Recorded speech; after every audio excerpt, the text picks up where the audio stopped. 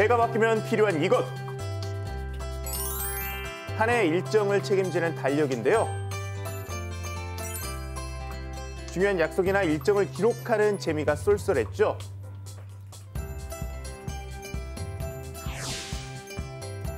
그런데 요즘에는 달력을 안 쓰는 분들이 많아지셨다네요. 없어졌어요. 종이 달력은 안 써요. 그냥 핸드폰에 요즘 다 있으니까 굳이 안 찾아 쓰는 것 같아요. 딱히 집에서 달력 볼 일이 없어가지고 그냥 어플로 보는 게 편해서 쓰고 있습니다. 여기에다가 뭐 일정을 적지는 않고요. 그냥 가끔 그 날짜 체크할 때만 써요. 휴대폰 앱으로 간편하게 일정 관리를 할 수 있게 되면서 실물 달력을 쓰는 분들이 많이 줄어든 건데요. 그로 인해 달력 업계의 시름이 깊답니다. 그런데 판매량 감소보다 더 큰 고충이 있다는데요.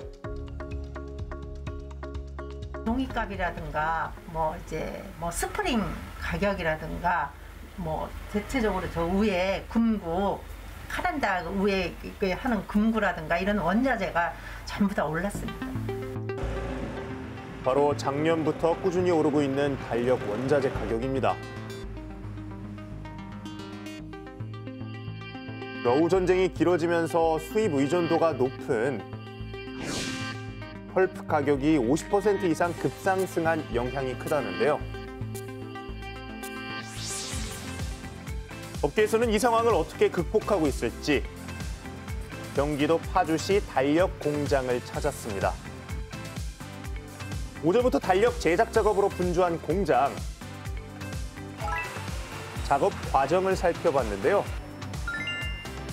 가장 먼저 달력 원판에 맞춰서 달력 내용을 정확히 인쇄하고요. 1월부터 12월까지 순서대로 배열하는 정합 과정을 거칩니다. 순서대로 배열된 달력은 깔끔하게 재본 작업을 하는데요. 순식간에 멋진 달력을 완성합니다. 수작업으로 일일이 작업하던 과거와는 달리 기술의 발달로 쉽고 간편하게 제작합니다. 그렇다면 이곳에서는 달력 시장 불황을 어떻게 이겨내고 있을까요? 많이 좀 어려워진 것 같습니다. 전체 물량으로 봤을 때 한 30% 정도의 빠짐이 있지 않았을까, 작년 대비. 저희들은 국내 달력 생산량 감소에 대응하기 위해서 수출 시장 확대에 전력을 하고 있는 상황입니다. 달력 수출이요? 그렇습니다. 해당 업체의 생존 전략은 해외 시장 개척. 미국, 일본뿐만 아니라 전 세계로 달력을 제작해 수출합니다.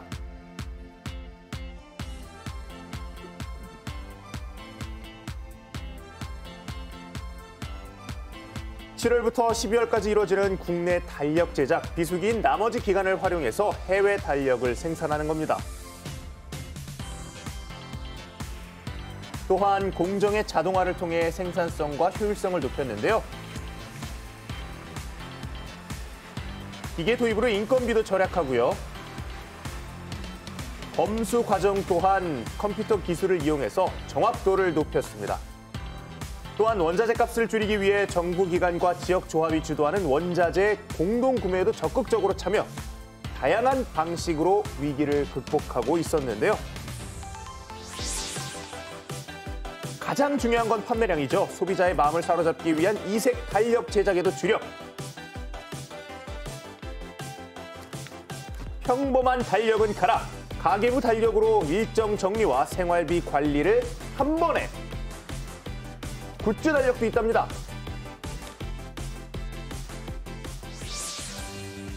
달력의 부활을 위한 업계의 노력. 오늘은 여러분도 취향에 꼭 맞는 달력 하나 꺼내서 소중한 약속을 기록해보는 건 어떨까요? 이상 현장 실사단이었습니다. 네, 국내 달력 제작 비수기를 활용해서 해외 달력을 제작한다는 이야기는 좀 인상 깊었는데 맞아요. 그러면 달력 자체에도 좀 차이가 있을지 그게 좀 궁금하네요. 그러게요. 네, 그 차이를 직접 보여드리기 위해서 준비를 해봤습니다. 앞서서 저희가 소개해드렸던 그 업체가 제작한 미국 달력인데요. 엘비스 프레슬리 무려 리미티드 에디션이에요. 예. 그래서 좀 저희가 한번 그 특징을 좀 보여드릴게요. 네. 네. 여기서 2월을 좀 예로 들어서 보여드리자면 2월. 예, 미국 같은 경우에는 2023년 공휴일이 무려 65일입니다. 그런데 여기서 좀 눈여겨봐야 될 게 미국의 2월 20일, 사실 2월의 셋째 주 월요일은 프레지던트 데이라고 해가지고 초대 대통령인 조지 워싱턴의 생일을 좀 기념하는 날이거든요. 그리고 링컨이 태어난 2월 12일 역시 여기에는 지금 휴일로 표시가 돼 있지는 않습니다만 주 정부마다 종종 또 이렇게 휴일을 부여하는 경우가 많아서 이게 굉장히 좀 의미가 있어요. 그렇군요. 아니 지금 미국 달력을 가져와서 이렇게 휴일을 얘기해 주셨는데 그럼 혹시 전 세계적으로 휴일이 가장 많은 나라는 궁금하네요. 제가 알고 있기로 우리나라였으면 좋겠는데 네. 우리나라는 일단 아니더라고요. 우리나라 같은 경우에는 67일로 미국보다는 2일이 많지만 그래요? 올해 같은 경우에 가장 많은 나라는 바로 중국입니다. 무려 75일이나 공휴일이 된다고 합니다. 그래요? 네. 중국의 2023년 달력이 지금 이제 1월 달력이 화면에 나오고 있는데 우와. 지금 21일부터 한번 확인을 해 주셨으면 좋겠습니다. 이게 어메? 바로 춘절 연휴인데 어메? 21일부터 시작해서 27일까지가 춘절 연휴고 근데 그 다음 날짜인 28일, 29일이 또 토요일과 일요일 아니겠습니까? 어메? 그러니까 무려 거의 열흘 가까운 거의 뭐 일주일이 그냥 훌쩍 넘는 시간이 다 휴일 연휴인 거죠. 너무 부럽습니다. 우와, 휴일 반 아닌 날 반 뭐 그런 느낌인데요. 네, 아유, 저처럼 프리랜서는 저 때도 일해요. 오히려 저렇게 너무 쉬면 쉬는 날이 없습니다. 그렇군요. 네. 회사 다니는 사람도 이래요. 맞아요.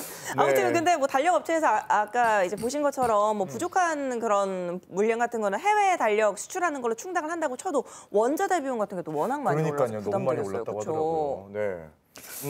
올해는 특히 전기, 도시가스 요금 등 공공요금도 많이 올랐잖아요. 이런 것 좀 어떻게 보시나요, 교수님? 네, 말씀하신 대로 수요 문제를 좀 해결하더라도 원자재가 워낙 많이 올랐기 때문에 좀 문제가 될 수밖에 없습니다.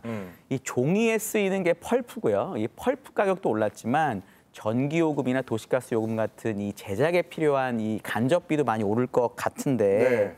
전기요금은 1분기에만 1kWh당 13원 정도 올랐고요. 두 자릿수 인상률입니다.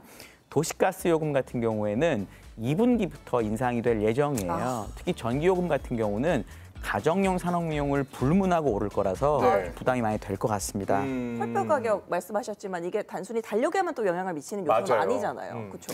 이 펄프는 저희 알다시피 종이 제작에 쓰이는데 그렇죠. 이게 출판업계에 결국 문제가 될 수밖에 없는 것 같아요. 그러니까 출판업계가 문제가 되다 보니까 북하고 인플레이션을 합친 북플레이션이라는 단어도 있고요.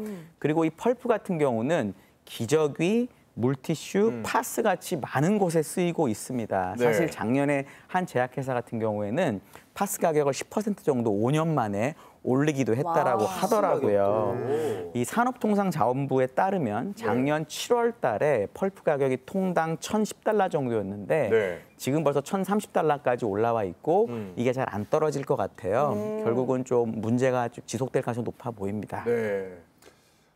뭐 아무튼 요즘에 최근에 이게 워낙에 좀 장기화됐잖아요. 불황이 뭐 네. 러브 전쟁도 길어지고 있고 그래서 뭐 원자재 가격도 상승하고 있고 여러 가지로 좀 악조건이 펼쳐지고 있다고 하는데 어쨌든 우리 그 업계, 이 달력 업계 다양한 아이디어를 빛을 발하면서 또 우리 달력 업계가 정말 더욱더 우뚝 일어서기를 바라면서 이 달력은 제가 소중히 간직하고 가져가도록 하겠습니다. 저 리미티드 에디션. 놔두고 가시는 거 아니었어요? 아니에요. 이건 제가 그냥 가져가야 되겠습니다. 생일 선물이에요. 저에게 주는.